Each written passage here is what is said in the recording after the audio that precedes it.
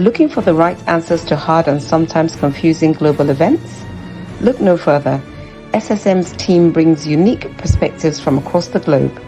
Our in-depth independent reporting is to make you better understand the world as we evolve.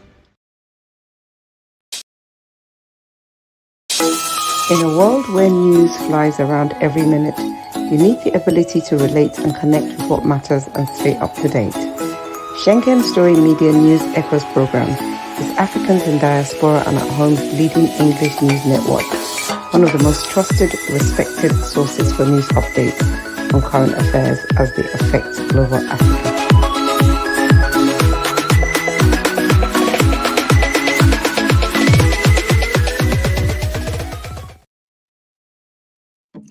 Hello, viewers around the world. You're welcome. You are welcome to our Friday SSM News Update.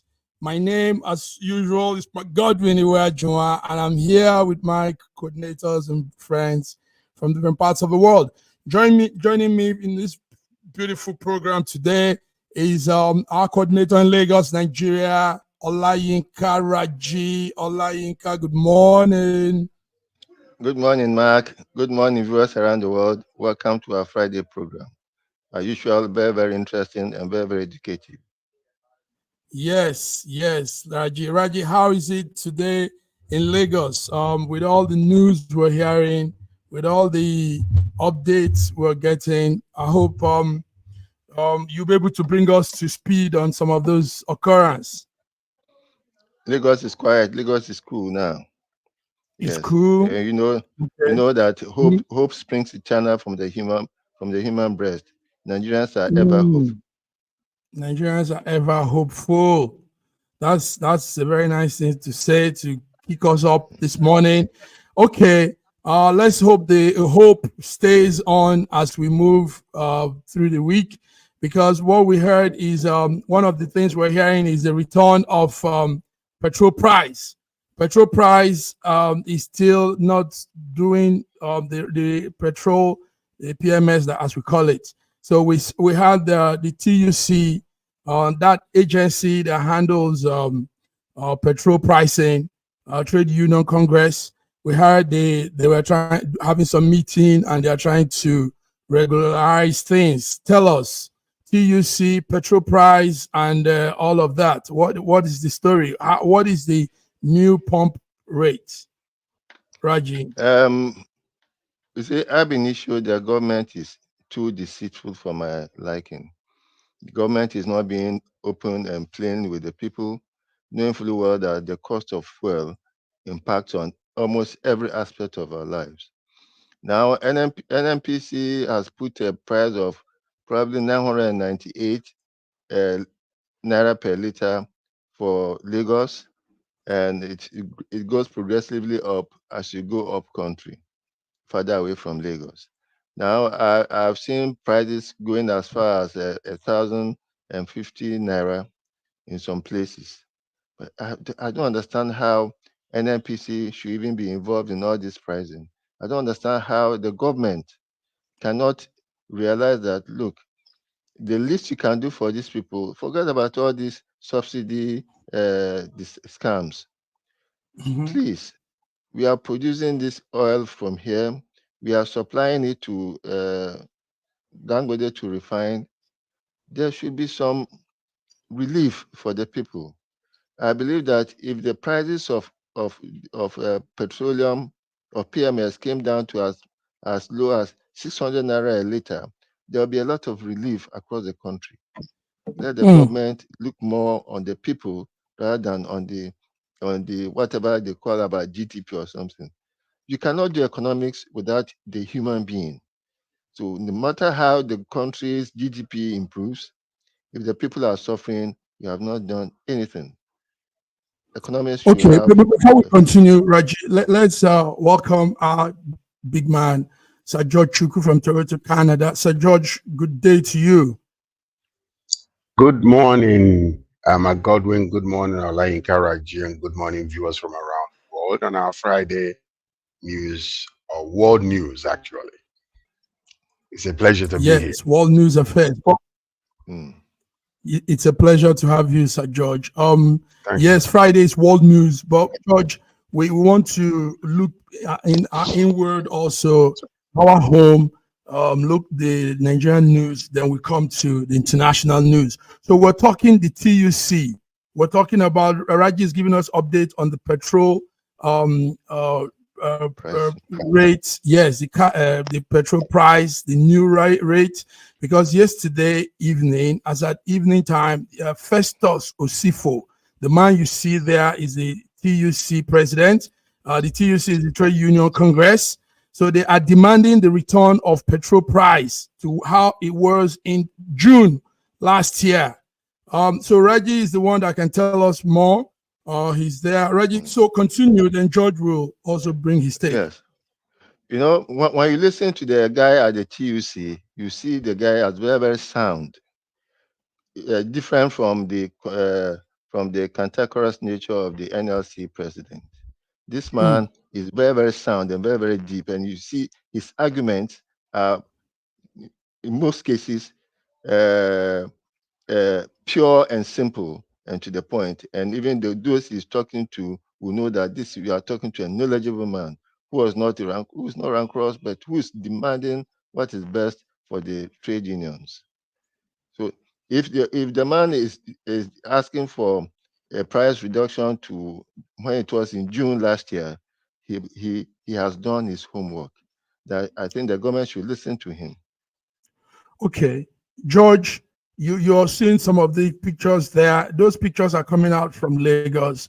Now, it's sad, George, that we're oil producing country, crude oil, one vital mineral the world seeks for, and we still go through all this. Imagine the queue, cars and people stay on just to get fuel in a country that produces the fuel. TUC is saying they should bring back the old rates. George, do you think the government will bring back these old rates? Because now Dangote refinery is refining the oil right there in our face. So, I mean, no more those added tax, added everything on the oil. George, tell us, what's your view on this? Well, you see, this is a result of government that is not cohesive, or government that does, it's almost like you have each department, all separated from the rest, and there is no cohesion between all the governmental units. Number one, subsidy removed, they said, which we know is not true. They're still paying subsidy. But the major question we need to ask is, if subsidy is said to be removed and they're still paying subsidy, why is gas prices in Nigeria still the same, so high, almost triple or quadruple to what it used to be? So something is really going on. Something is really going on that the public does not know. And it is, okay, all of a sudden, out of nowhere, there's a gas increase again yesterday, which the whole nation is in chaos. And this is affecting every single aspect of Nigerian life. Even the common little children are affected by this, because when food prices increase because of logistics, because of high fuel prices, it will affect the children. It affects everybody.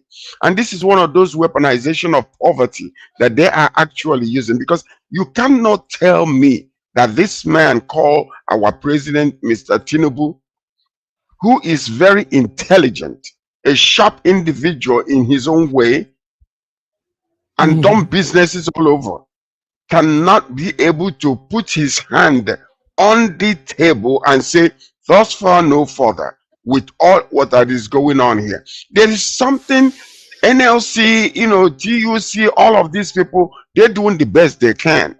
Because if you're talking to somebody who is not listening, how would you deal with it? How would you deal with this type of situation? It's despicable. People are suffering, and ever since this government came in, it's been one catastrophic event after the other. There is not one single thing we can hold our hands and say, okay, this is it that is happening. All of a sudden, we're talking about Dangote refinery. Dangote refinery is now refining. We were selling fuel, crude oil to him in naira. Why is the gas price is still increasing. Why are the Something is gas going prices? on that nobody knows Yes. about. And the Why only are people that can answer that question is NMPC. okay? Something Yes. is amiss. We had the TUC man Festus Osifo. Studio would have played us that clip yesterday.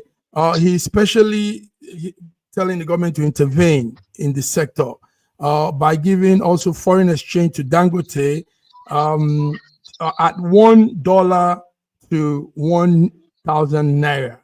Raji, is that true? He's telling one of the things he said, his lay point to the government is to give the exchange rate of $1 to 1,000 naira, so that it will make it easy for the gas price to be regularized. This is what we were hearing yesterday. So, but Raji, do you think $1 to 1,000 naira is good offer? Do you think that will help? Look, before Tinubu came in, the black market rate was about 750 naira. Okay. It was about 750 naira. And now he now said he was going to regularize the whole thing, and the thing went to 1,650. It is abominable. It's abominable. Now, like I said before, the TUC guy is very, very sound, very, very deep. He's not just a trade unionist who rose up from the ranks. This man is deep, and therefore the government should please listen to him. I had suggested that the worst that we could place on the naira should be between 750, which was the black market rate, and 1,020, 1,002, which is what between 750 and 1,000. And I agree with the TUC guy that we should not even put too much emphasis on the exchange rate, but we should make our currency. We should be proud more of our currency than denominating everything we want to do according in dollar rates. We should be more proud. We be prouder of our currency. We should not denominate our currency to the dollar. Yes, we shouldn't. Okay, yeah, that was said well. George, is there anything you want to add? They are asking Well, you that see, you cannot be in international trade, because the money we spend is either going to be governed by dollar or by another currency, international currency. So you cannot escape it because you're doing international trade. This is part of diplomacy, international trading. The bottom line to it is when you want to float the dollar, float the naira, and let the market rate, market force be able to stabilize it or deflate it. That is where the problem is. We are instituting policies without thinking about where we are economically. Are we viable enough to institute some of these policies? Because what we are seeing is without you planning ahead, without you taking these strategic steps that are needed in order to align to where you are, you just bring all these policies upon. And then all of a sudden, it's just like somebody, usually if you meet somebody, you go from one level of relationship to another until you reach marriage. But you meet somebody today and tomorrow you get married. You still got to go back and go through the process of relationship, getting to know one another. And that's what's happening in Nigeria now. So we really need to be careful, because one of the major problems we're having is we're borrowing ideology from all these other successful countries, but we're not borrowing the ways they have arrived to where they are. We want to institute policies without thinking about where are we, how can we go from where we are to reach that point where these policies are working for these other nations. And that's what we are going through right now. But I can tell you something is definitely wrong. And NMPC refuses to answer questions to the nation, because this is the core of corruption in Nigeria. Until NMC, there is a forensic audit in that particular place and reshuffling and going back to the roots and changing the whole narratives and conversation with NNPC, we will continue to go through this. Now, by the way, you're talking about giving why are we giving Dangote dollars, exchange rate? Is he exporting crude oil? I mean, is he exporting crude oil? Isn't it refined oil that he's exporting? So we are selling naira to, we're selling crude oil in naira to him. Why are we giving him exchange rate? Because other countries will be buying crude from refined oil from him, and therefore it's going to balance our trade equilibrium. So I don't know what we're talking about giving him dollars and all that kind of stuff. What is that all about? I think Raji knows to understand that more. What they are saying. Raji, can you explain it to us, please? At that rate. Sorry. I don't think that they are looking for a special exchange rate for Dangote. No, I don't think so. Oh, yes. No, I don't think so. Well, but one of the comments by the TUC man, also C4 TUC president, is that the government should intervene in that sector by giving the foreign exchange rate to Dangote at $1 to 1,000 naira, not the current price of $1 to 1,600 naira. He said that will crash. What in his words said that will crash the petrol price. So if you probably had watched the interview, maybe you understand what he was trying to say. Maybe we can catch up on that. Okay, let's catch up on that later. Let's follow up on that later. I don't think the comparison between the two, the TUC guy and the Labour Congress guy, I don't think that is fair. Both of them are two different departments, although they are mingled together. Now, one might be more articulate, just like the vice president, we can say is more articulate than our president. One might be able to explain himself better than the other. We've seen it happen. When the vice president goes, he can easily talk. People are different in their ways. So I don't think that, to compare the two and then put this one down when they have, two different departments and facing different pressures. No, that's what you did. That's what you did. You're saying that, thank you, George. Thank you, Raji. Thank you, George. Thank you, Raji.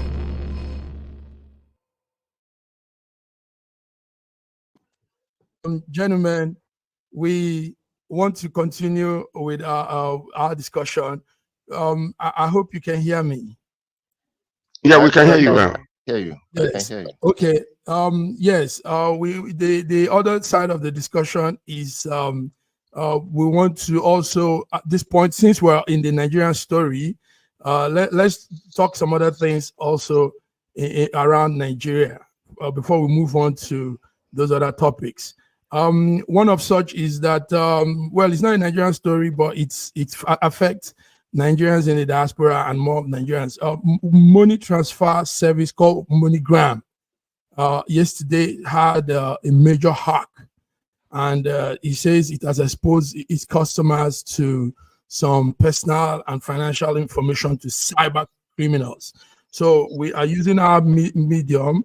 We are using our own medium to say that maybe for now, don't use MoneyGram. Those of us sending money to Nigeria, those of us sending money to different parts of the world, MoneyGram has been hacked. MoneyGram is a money transfer system. But now, yes, they're facing some challenges. Yes. Go ahead. You want to say something, Raji? No. I just whisper. You just echoed it for me. Thank you. Okay. George, I hope you pass the message also on your side there. MoneyGram. Yeah. Anyway, I mean, the issue is what we're doing here is we're being socially responsible by warning people, so that they can actually be able to, if for any reason whatsoever, if it increases and never stops, then maybe we can, they can take a look and change some passwords or whatever the case might be with the banking system that they have with their MoneyGram, so to protect themselves. Because these people, they are just, when they grab your information, they can use it to do all kinds of things, So that's what it is. Where is our guy? As if falling into some hole.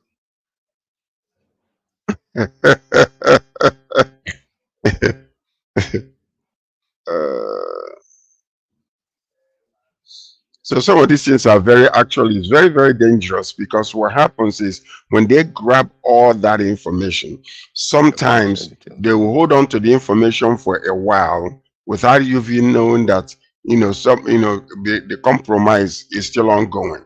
So now everything will be fine until one day you start seeing all kinds of mess happen in your own account, because they will download some things from, MoneyGram, and then keep it, and then later on they will start doing some magic or whatever they do out there, which might affect a lot of thousands and thousands of people.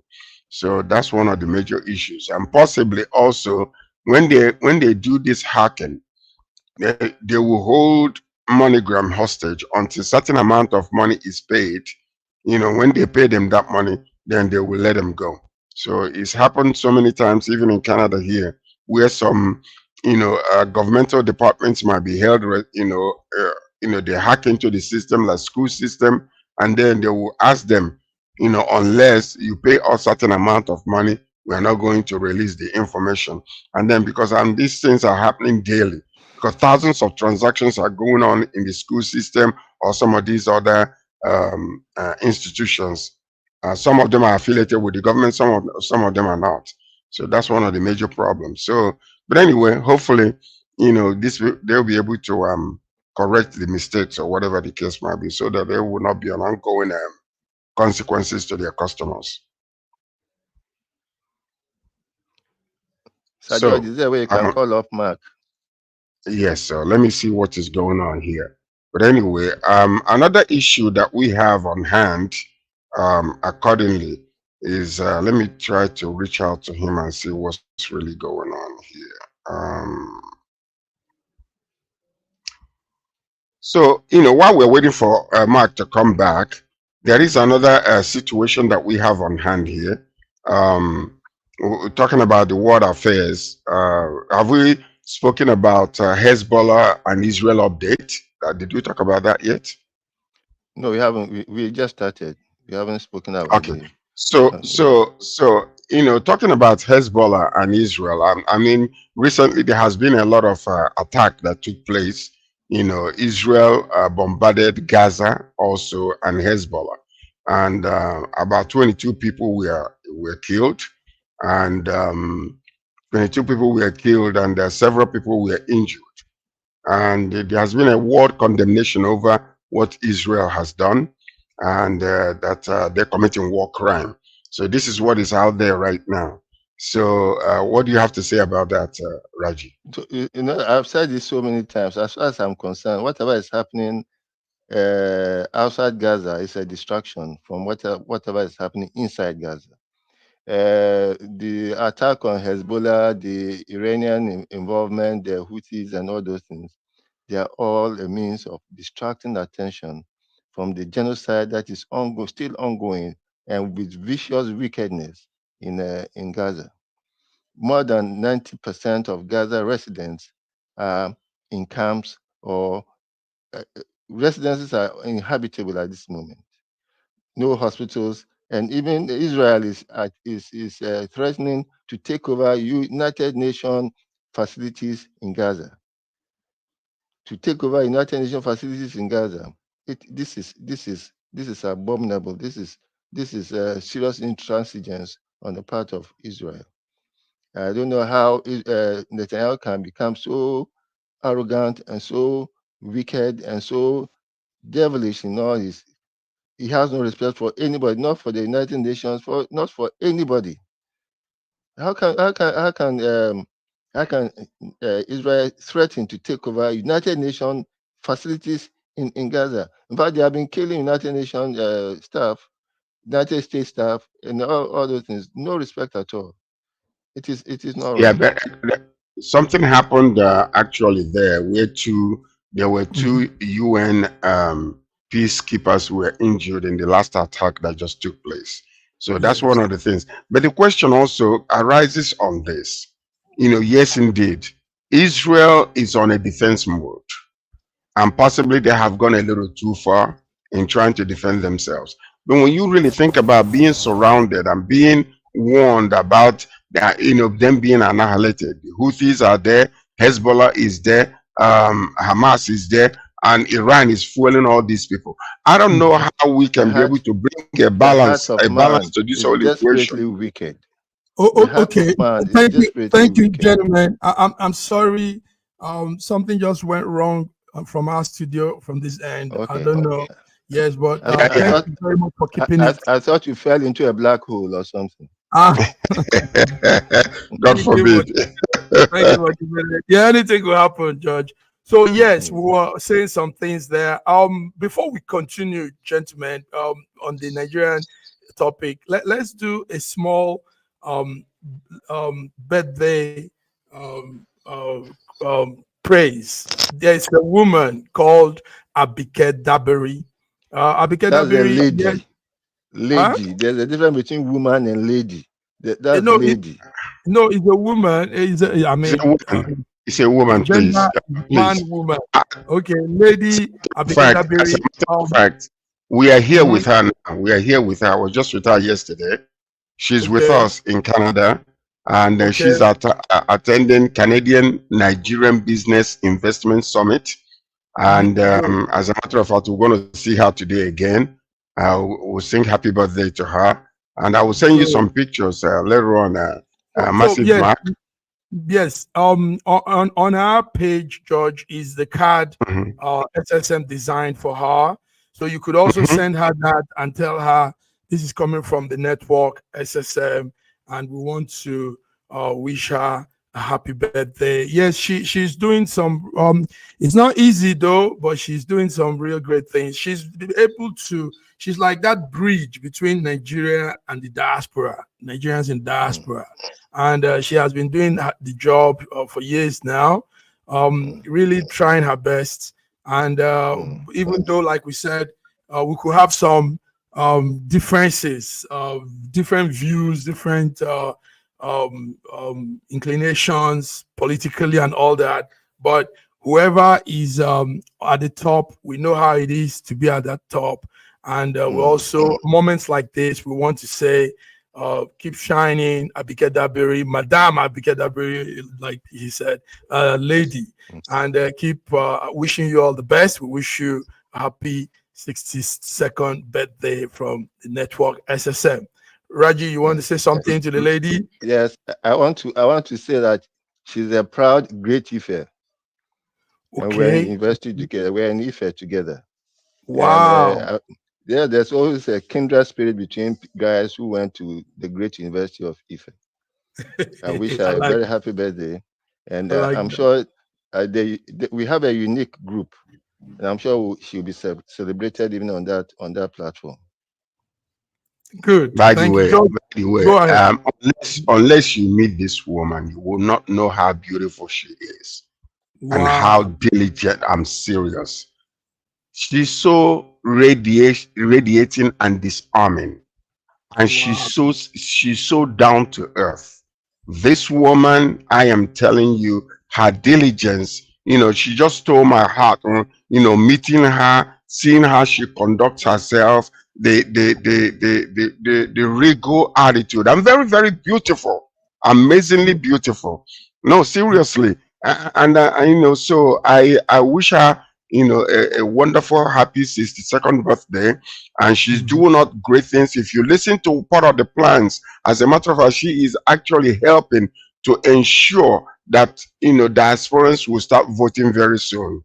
So with that, you say, Dr. Abike Dabiri Erewa, happy birthday to you. We love you. Continue the great job that you are doing.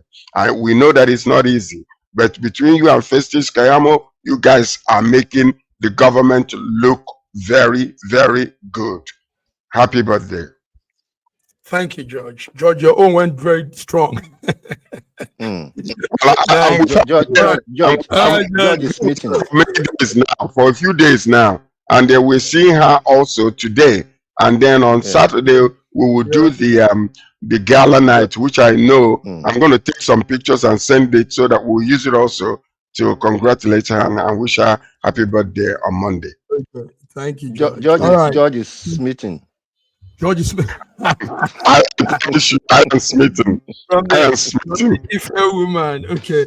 All right, gentlemen. Beautiful. Thank you. Let's go on this small break. We'll be back. We got so much more to talk about. So much more.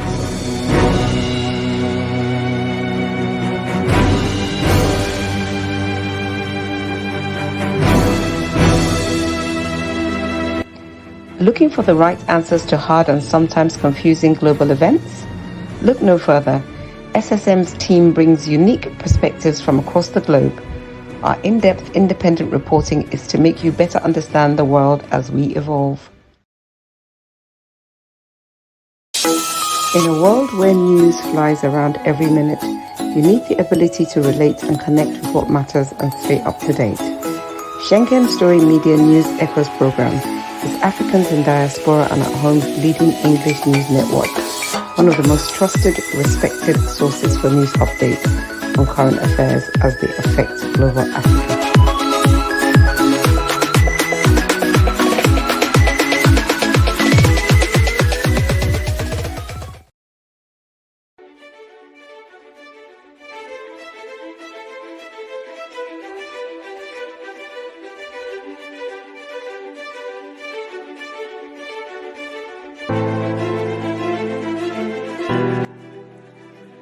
Hi there, I'm Mary Keurig, and I am a businesswoman in the United States, but I'm also the Global Content Vice President for the Sub-Saharan Open University in Nigeria. I could not be prouder to work with Dr. Osita Anamika and his team on helping to create not just entrepreneurs and skill-based talent that will get out into the workforce and make a living for themselves, but also young leaders. And to that end, with this integrity-rich university environment that's accredited now, and it's just an amazing opportunity for anyone there of any age to jump on board and learn, we want to let you know about a new offering that we have. We have a global governance and diplomacy course now provided by a whole team of people that crosses several countries to put together these resources and lots of great information for those of you who might be on the path toward public service and diplomatic service, NGO leadership, that sort of thing. We hope that you will walk through this open door and enjoy.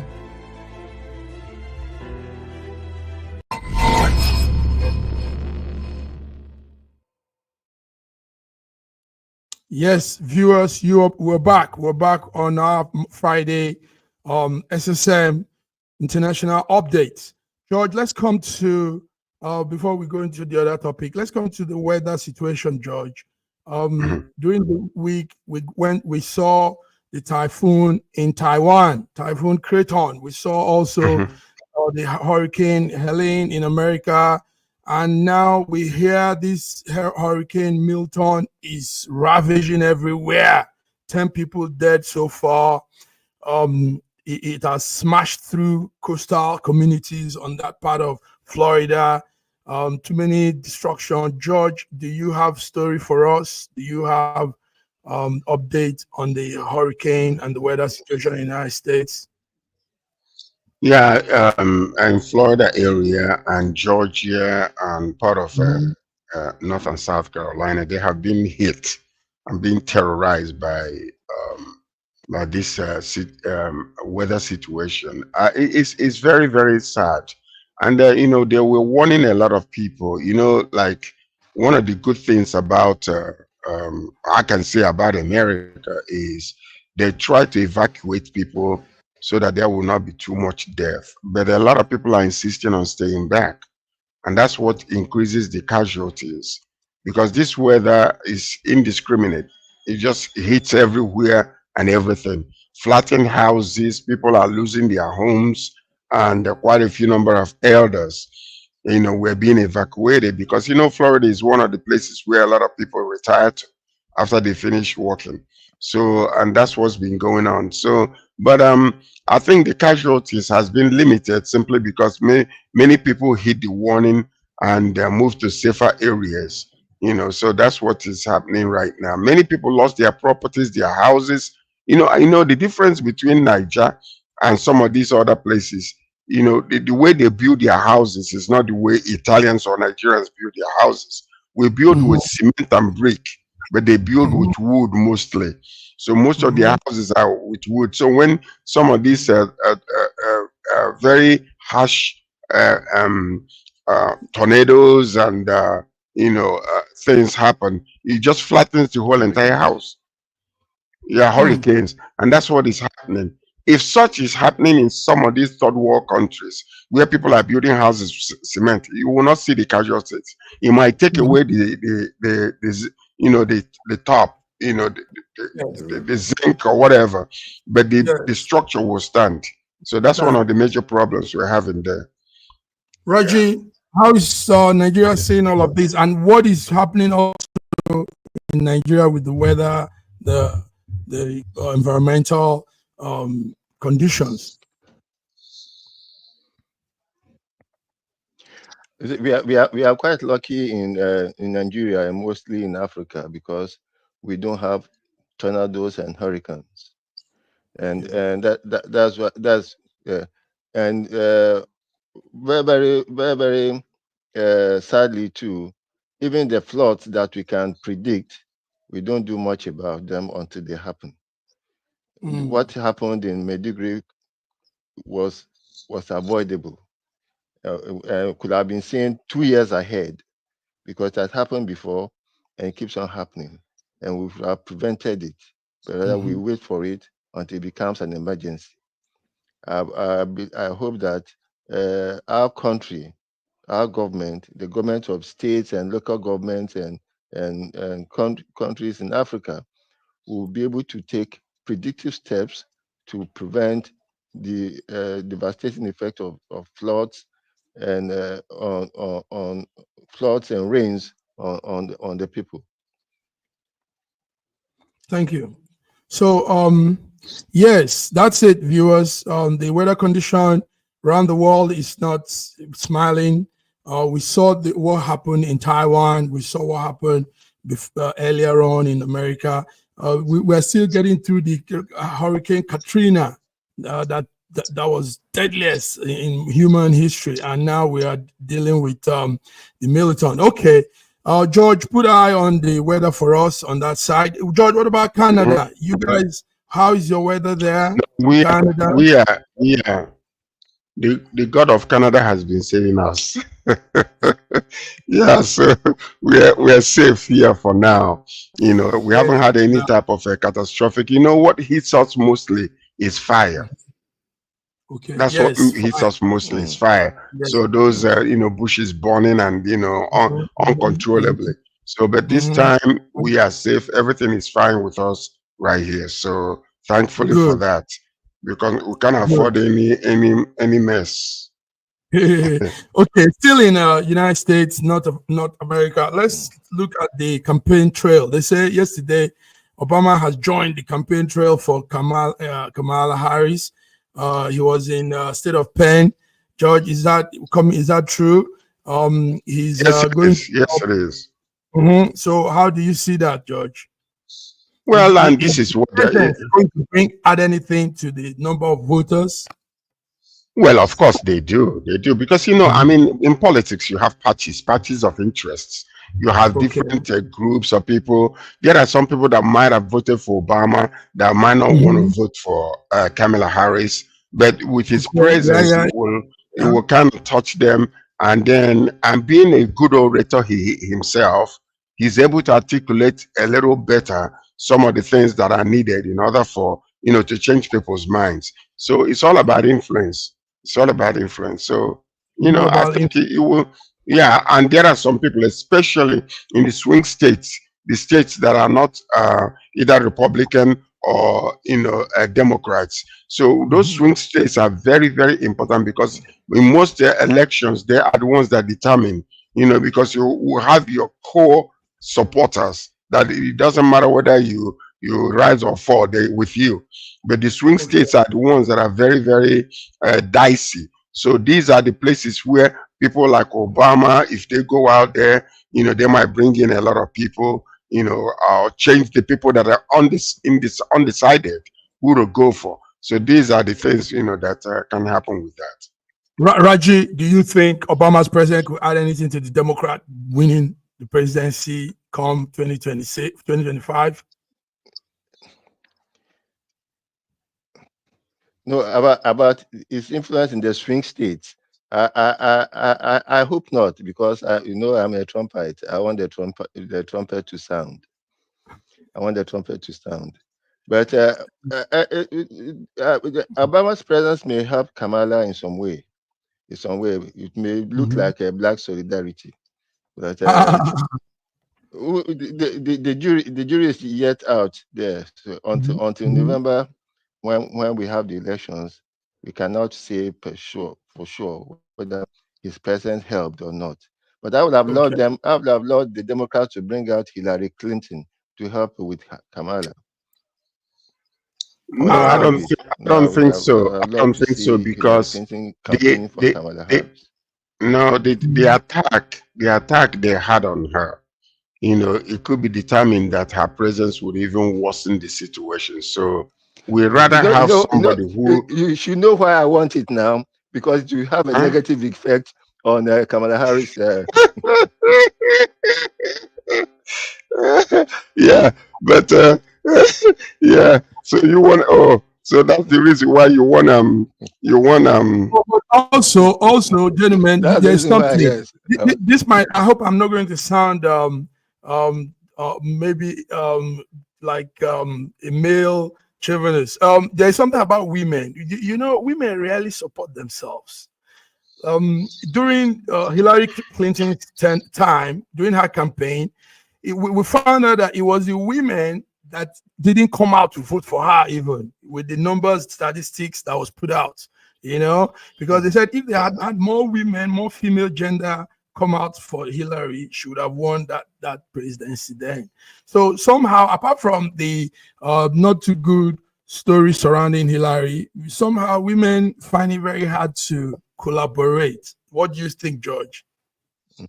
Well, it's always been the case with them for some reason. I don't know why. It happens all the time. The reason I do not know. And that's the major problem there. So, and that's the reason why you see that Obama's presence can actually draw some of those women, for Kamala Harris. And being that he is the first Black American president, and this woman is positioning herself to be the first Black Asian, American woman president. That's history being made there, and that history will be made actually. History will be made. It will be made. I know. Olayinka Raji, maybe I will get a flight so that me and you can celebrate when I come to Nigeria over some issue or something. Viewers, we want to hear your comment. Who are you for? Democrats, Kamala Harris, or the Republican Trump and Vance? So who do you want? You could put your statement as the program goes on. Yes, gentlemen, thank you. So part of what we were discussing also is a controversy that has been added to this beautiful event that held last week, the Nobel Peace Prize. Last Monday, we were talking about it. But gentlemen, do you know there's a small controversy on that now? And the controversy is that they said the other guy, the two people shared the award, the Nobel Prize. So, Godfrey Hinton. Godfrey, they say, he doesn't. His category is not from the physics side. He's not a physicist. This is what a lot of people came out to attack, and they are igniting a debate over this. So they say he's not. He doesn't qualify in that space of what he was given, even though yes, he has added to the AI research and development of AI. But this is not the argument. Do you have anything on this, gentlemen? Raji, did you hear the argument? Even without hearing the argument, I was surprised that the Nobel Prize for Physics will go to people who started AI. AI is not exactly physics. Yes. So I'm not surprised that people are. Isn't physics science? It's science, but but it's science. But it's science physics. is broader than one aspect. It's a big. Okay, so if let's just say, for instance, that I started a company right now, and I'm not really in science, but I'm able to excel and do some inventions and some new inventions and stuff like. No, I'm just asking a question. Sir George, Should the I award not- is for physics. This award is for physics. It is for physics. Yes, and it has to be for physics, and that is so. It doesn't matter whether you have to be a physicist involved in physics before you could be given that. Yes, not AI. No, AI is not physics. That's what I'm asking. No, you don't even have to ask anything, because you can't give somebody you can't give the award for say literature to somebody who has been writing a lot of literature in physics. No. So because what I'm saying, sometimes I'm wondering whether it's hair splitting, because this new invention, this new AI situation, they were able to even come in to help even work better than the physicists. When it comes to the inventions and no. I'm just asking. It's a question, because sometimes we have head splitting argument. Doesn't even make any sense. These people invented something new. But George, let's also hear. Let's they did not understand what anything. Raji is saying. Raji, you see, the thing is putting it in perspective, like we say here every time, putting things in perspective. If you're giving an award to somebody for music, for example, it should be music and not somebody that wrote a book on music. George, do you understand? Does that sound logical? It should be somebody that did music and not somebody that wrote a book on that music. That's more like what Raji said. Raji, is that not so? Category of for Nobel Science is be given to development of the internet and the IT systems and AI. Probably they should have that, but not to give what is due for Amadioha to Shango. There is different categories. Thank you, Raji, for putting that into perspective for us. Gentlemen, Raji, that's a good one. That's a very good one. Let's come to other stories. Let's now come to what's happening in the Middle East. We can't go without updates on the Middle East. Hezbollah's rockets and artillery targeted Israel soldiers during the week, and it's escalating more and more conflict. We thought things would be dying down, but as at Wednesday, there were more shellings, more rockets at the Israel border near Lebanon, and Hezbollah is the one doing this. Now, we know that also a lot of things are happening. Iran, remember the second strike, it sent missiles. And we know also Israel has killed a lot of their commanders, a lot of the Hezbollah officers, key officers. But all of this put together, somehow, somewhere, might begin to affect global business, oil, mostly oil price and oil rates and everything, because we know some of those things are also being done from the Middle East. So, gentlemen, let's hear you, George. What this whole thing? How do you see this? Tell us, Middle East and all the escalations.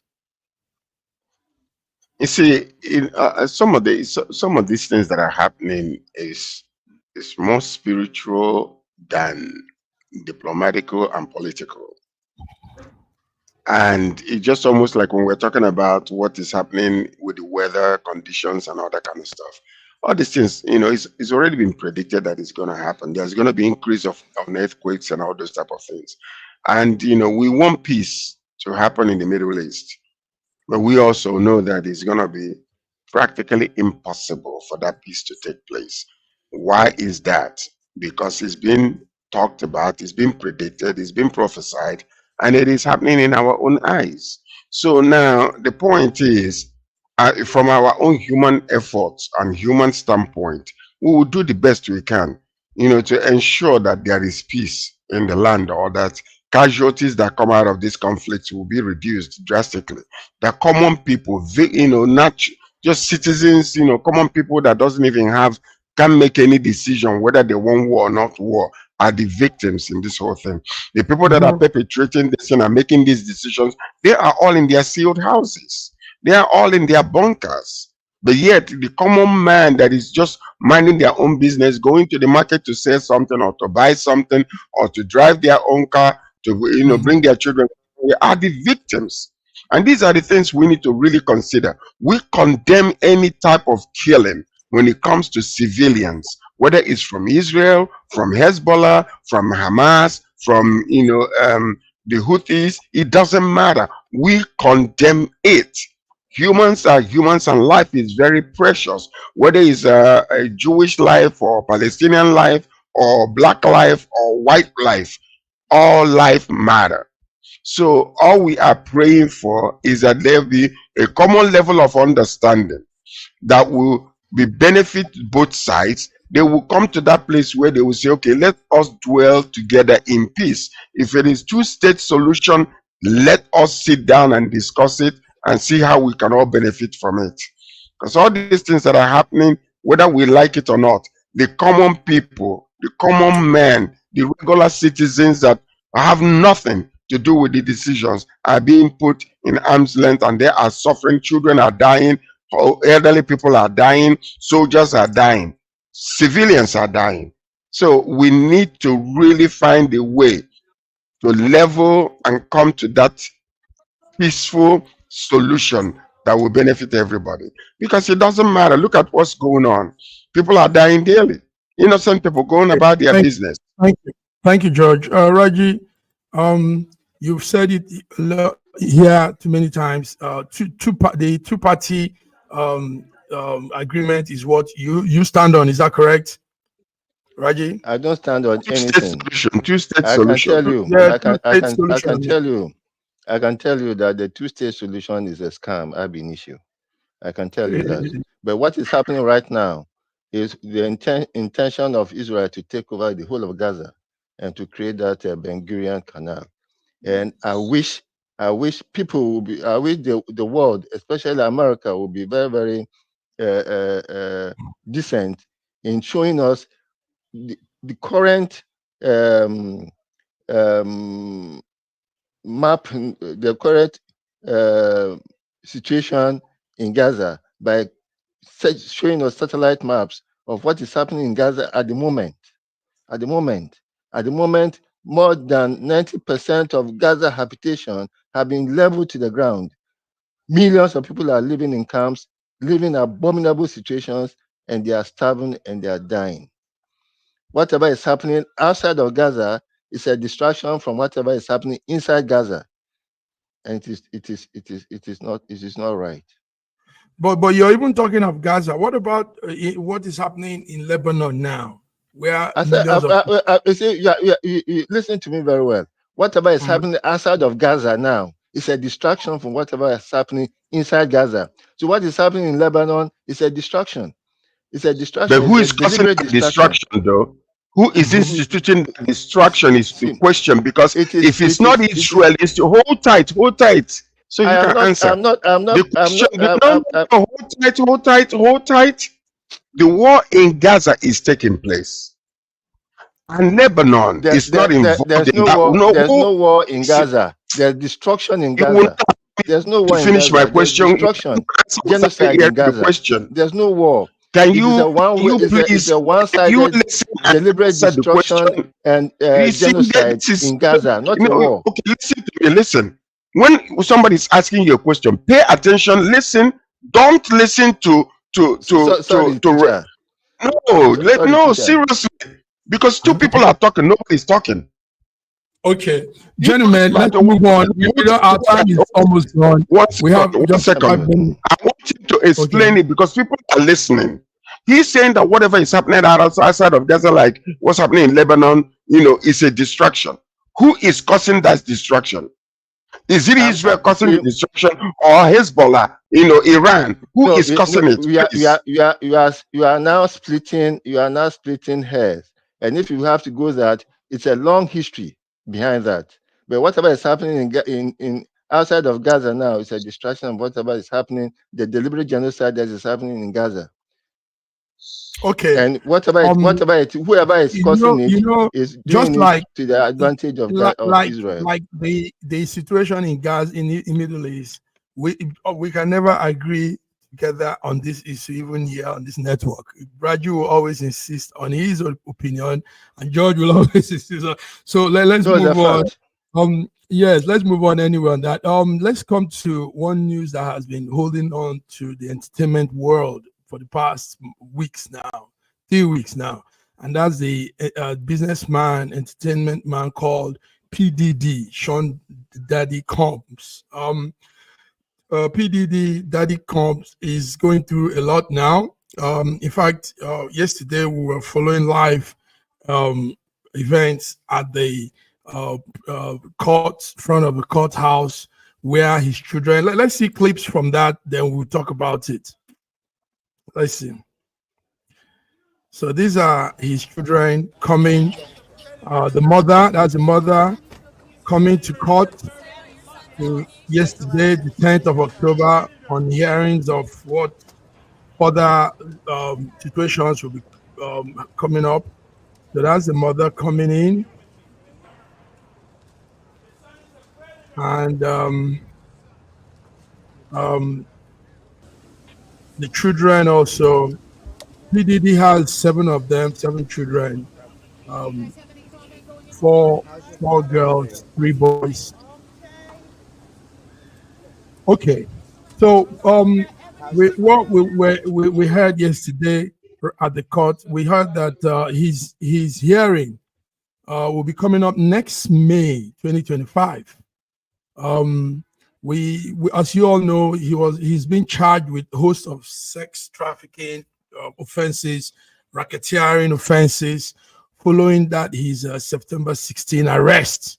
So it is alleged that he has done so many things, and a lot of people are coming out to also add to the accusation on him. So PDD, businessman, rapper, hip-hop man, age 54, is going through this situation. Yes. So George, I know you have your opinion on all of this. Some people are saying it's something different. Some people are saying it's a target on a black man that is doing fine. But there are allegations and there are evidences also to prove those offenses. So what do you say, George, to this? What I say is, when enemies are surrounding you around, you must be very vigilant. When you know that you are a target because of race, religion, or whatever, you gotta be very careful. Just because you have amassed riches and money does not mean that you can escape. Sometimes that money can save you, but sometimes he might not. Sometimes position can save you, like he's saving Trump, but sometimes he might not. But as a black man, you know, and we all know where you are, who you are, and the kind of history that we have behind, racism and discrimination and all those type of things. So that's the reason why, there are certain people that you gotta be very, very careful in what you do, how you do it. You can't just, arbitrarily go and put yourself in arm's length when you know that certain things can happen with certain race. It is okay, or they will allow it and they will look the other way. But when it happens with you, you become a target. Be careful. That's all I can say. Thank you, Raji. The law is the law. Yes. Thank you, George. Yes, Raji, go ahead. Every person in the eyes of the public, there's something about that person that can be brought out to nail the person if the society wants to nail you. One should be very careful when you are in the eyes of the public. every icon has a clay foot. And it depends on the society whether they want to expose your clay foot or cover it for you. I pray that PDD will be saved from whatever sins he has committed in the past, and then if he has to pay for it, so be it. But for his accusers to wait for so long, and then for them to now start coming out of the woodworks, say something about a vendetta or a planned invasion of him. But that's not saying that he's innocent. No, you can hardly ever prove your innocence unless you are very lucky. You can hardly ever prove your innocence unless you're very lucky. On this note, guys, thank you. Yes, we've come through. The week has been interesting. Viewers, thank you for staying on with us from Monday till now. We've been bringing updates in different shades, corners, different angles of thoughts and opinions. George, thank you. Remember to be at the event with Abike Dabiri on her birthday, and let's see some clips from that, George. Raji, we'll send you some. I have some pictures already, but I will send you some more. All right. So, viewers, thank you. Until we come again on Monday, Between the Lines, have a beautiful weekend. And please don't do what will put you to nice weekend for all of us. You won't be able to. You don't do what you won't be able to tell us you did. And that is amala with a wedu. Is that included? All right, man. Thank you, guys. Bye-bye.